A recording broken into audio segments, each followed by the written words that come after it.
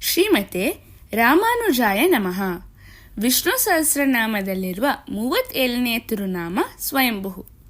ಇದು ದ್ವಾರಕೆಯ ಶ್ರೀಕೃಷ್ಣನ ಆಳ್ವಿಕೆಯಲ್ಲಿ ನಡೆದ ಒಂದು ಅತ್ಯಂತ ಕುತೂಹಲಕಾರಿ ಮತ್ತು ದಿವ್ಯವಾದ ಘಟನೆಯಾಗಿದೆ. ಒಮ್ಮೆ ಕೃಷ್ಣನ ಆಸ್ಥಾನಕ್ಕೆ ಒಬ್ಬ ಬ್ರಾಹ್ಮಣನು ಬಂದು, ನೀನು ಅದೆಂಥ ಆಳ್ವಿಕೆಯನ್ನು ನಡೆಸುತ್ತಿದ್ದೀಯಾ? ಈ ರಾಜ್ಯದಲ್ಲಿ ಯಾವುದೂ ಸರಿಯಾಗಿ ನಡೆಯುತ್ತಿಲ್ಲ ಎಂದು ಕೋಪದಿಂದ ಹೇಳಿದನು. ಅಲ್ಲೇ ಇದ್ದ ಅರ್ಜುನನು, ಯಾಕೆ, ಏನಾಯ್ತು, ವಿಷಯವೇನು ಎಂದು ಕುತೂಹಲದಿಂದ ಕೇಳಿದನು. ಬ್ರಾಹ್ಮಣನು ದುಃಖದಿಂದ, ನನ್ನ ಪತ್ನಿಗೆ 5 ಮಕ್ಕಳು ಜನಿಸಿದರು. ಆದರೆ ಪ್ರತಿಯೊಂದು ಮಗು ಹುಟ್ಟಿದ ತಕ್ಷಣವೇ ಮಾಯವಾಗುತ್ತವೆ. ನಾನು ನನ್ನ ಎಲ್ಲ ಮಕ್ಕಳನ್ನು ಕಳೆದುಕೊಂಡು ಈಗ ನಿಸ್ಸಂತಾನವಾಗಿದ್ದೇನೆ ಎಂದು ಕಣ್ಣೀರಿಟ್ಟನು. ಕೃಷ್ಣನು ಆ ಬ್ರಾಹ್ಮಣನ ಮಾತನ್ನು ತಾಳ್ಮೆಯಿಂದ ಆಲಿಸಿ, ನಿನ್ನ ಮಕ್ಕಳು ಕಾಣೆಯಾಗುವುದಕ್ಕೂ ನನ್ನ ಆಡಳಿತಕ್ಕೂ ಏನು ಸಂಬಂಧ ಎಂದು ಪ್ರಶ್ನಿಸಿದನು. ಅದಕ್ಕೆ ಬ್ರಾಹ್ಮಣನು ಉತ್ತರಿಸುತ್ತಾ, ಪ್ರಜೆಗಳ ಆಯಸ್ಸು ರಾಜನ ಆಳ್ವಿಕೆಯಿಂದಲೇ ನಿರ್ಧಾರವಾಗುತ್ತದೆ. ನನ್ನ ಮಕ್ಕಳು ಹುಟ್ಟಿದ ತಕ್ಷಣವೇ ಮಾಯವಾಗುತ್ತಿದ್ದಾರೆಂದರೆ ನಿನ್ನ ಆಳ್ವಿಕೆಯಲ್ಲೇ ಏನೋ ದೋಷವಿದೆ ಎಂದು ವಾದಿಸಿದನು.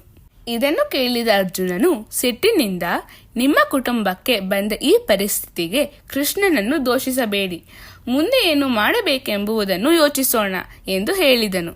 ಬ್ರಾಹ್ಮಣನು ಅರ್ಜುನನ ಬಳಿಗೆ ಬಂದು, ನನ್ನ ಪತ್ನಿಗೆ ಈಗ ಹೆರಿಗೆ ನೋವು ಆರಂಭವಾಗಿದೆ, ದಯವಿಟ್ಟು ಈ ಸಲ ನಮ್ಮ ಮಗುವನ್ನು ಉಳಿಸಿಕೊಡಿ ಎಂದು ಬೇಡಿಕೊಂಡನು.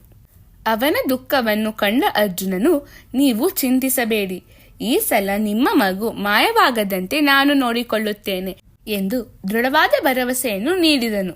ಕೃಷ್ಣನು ಅರ್ಜುನನಿಗೆ ಎಚ್ಚರಿಸುತ್ತಾ, ನೀನು ಈ ವಿಷಯದಲ್ಲಿ ತಲೆ ಹಾಕಬೇಡ, ನಾನೇ ಇದನ್ನು ನೋಡಿಕೊಳ್ಳುತ್ತೇನೆ ಎಂದಾಗ ಅರ್ಜುನನು, ಕೃಷ್ಣ, ಇಂತಹ ಚಿಕ್ಕ ವಿಷಯಗಳನ್ನು ನಾನೊಬ್ಬನೇ ನಿಭಾಯಿಸಬಲ್ಲೆ ಎಂದು ಉತ್ತರಿಸಿದನು.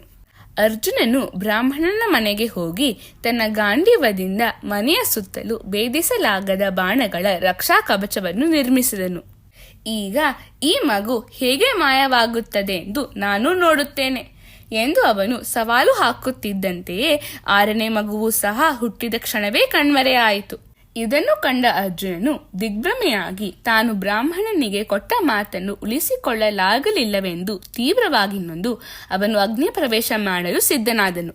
ಕೃಷ್ಣನು ಅರ್ಜುನನನ್ನು ತಡೆದು, ಅರ್ಜುನ, ಪ್ರಾಣತ್ಯಾಗ ಮಾಡಬೇಡ, ನನ್ನ ಜೊತೆ ಬಾ, ಆ 6 ಮಕ್ಕಳು ಎಲ್ಲಿದ್ದಾರೆಂದು ನನಗೆ ಗೊತ್ತು ಎಂದು ಹೇಳಿ ಕೃಷ್ಣ ತನ್ನ ಸಾರಥಿ ದಾರುಕನನ್ನು ಕರೆಸಿ ಅರ್ಜುನ ಮತ್ತು ಬ್ರಾಹ್ಮಣನನ್ನು ಕರೆದುಕೊಂಡು ನೇರವಾಗಿ ಶ್ರೀವೈಕುಂಠಕ್ಕೆ ಪ್ರಯಾಣ ಮಾಡಿದನು. ಅಲ್ಲಿ ಹೋಗಿ ನೋಡಿದರೆ ಆ 6 ಮಕ್ಕಳು ಭಗವಂತನ ಪತ್ನಿಯರಾದ ಶ್ರೀದೇವಿ, ಭೂದೇವಿ ಮತ್ತು ನೀಲಾದೇವಿಯರ ಮಡಿಲಲ್ಲಿ ಅತ್ಯಂತ ಸಂತೋಷದಿಂದ ಆಡುತ್ತಿರುವುದನ್ನು ಕಂಡು ಆಶ್ಚರ್ಯಪಟ್ಟರು. ಕೃಷ್ಣನು ಆ ದೇವಿಯರನ್ನು ಕಂಡು, ಆ ಮಕ್ಕಳನ್ನು ನೀವು ಇಲ್ಲಿಗೆ ಕರೆತರಲು ಕಾರಣವೇನು ಎಂದು ಕೇಳಿದನು.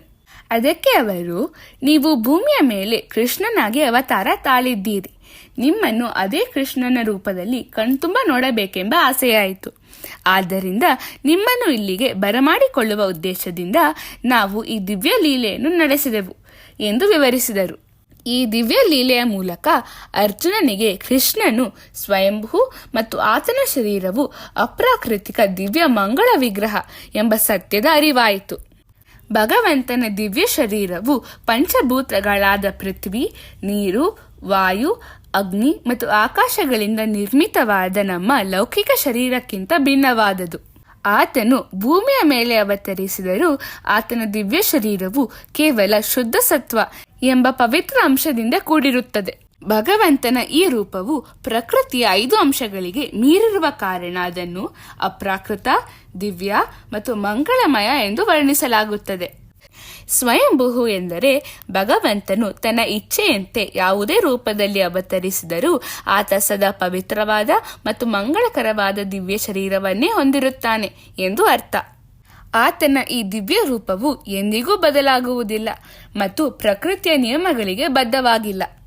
ನಾವು ಪ್ರತಿದಿನ ಸ್ವಯಂಭುವೇ ನಮಃ ಎಂದು ಜಪಿಸಿದರೆ ಭಗವಂತನು ನಮಗೆ ಎಲ್ಲ ದೈಹಿಕ ಬಾಧೆಗಳಿಂದ ಮುಕ್ತಿ ನೀಡಿ ಉತ್ತಮ ಆರೋಗ್ಯವನ್ನು ಕರುಣಿಸುತ್ತಾನೆ. ಶ್ರೀಮತೆ ರಾಮಾನುಜಾಯ ನಮಃ.